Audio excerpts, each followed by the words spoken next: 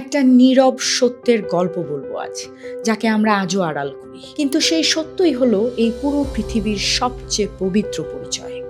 আজও একটা মেয়ের পিরিয়ড হলে তাকে অনেক জায়গায় লজ্জার চোখে দেখা হয়।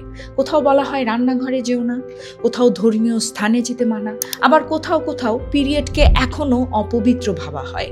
সে চুপ থাকে, হাসি মুখে সব সহ্য করে, কারণ সমাজ এখনো তাকে বুঝতে শেখেনি।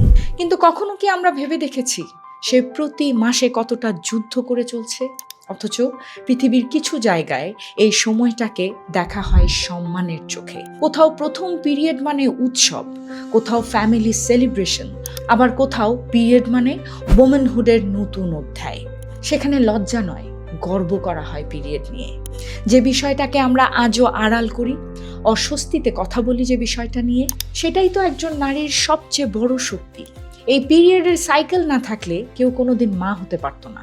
আজ আপনি যাকে মা বলে ডাকেন, যার কোলে মাথা রাখলে শান্তি পান, তার জার্নিও শুরু হয়েছিল এই নীরব সহ্য শক্তি দিয়েই। প্রতিটা মাসের কষ্ট, প্রতিটা নীরব লড়াই তাকে একদিন মা বানিয়েছে। তাই শুধু হ্যাপি মাদার্স ডে বললেই হবে না। Respect the pain, respect the process, respect every woman.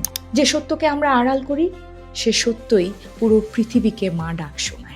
এই পৃথিবীর সকল মায়েদের জানাই হ্যাপি মাদার্স ডে, আর সেই সাথে প্রতিটি দিনই হোক মাদার্স ডের মতো special. Bangla B2B B2C.com, connecting Bangladesh to the world.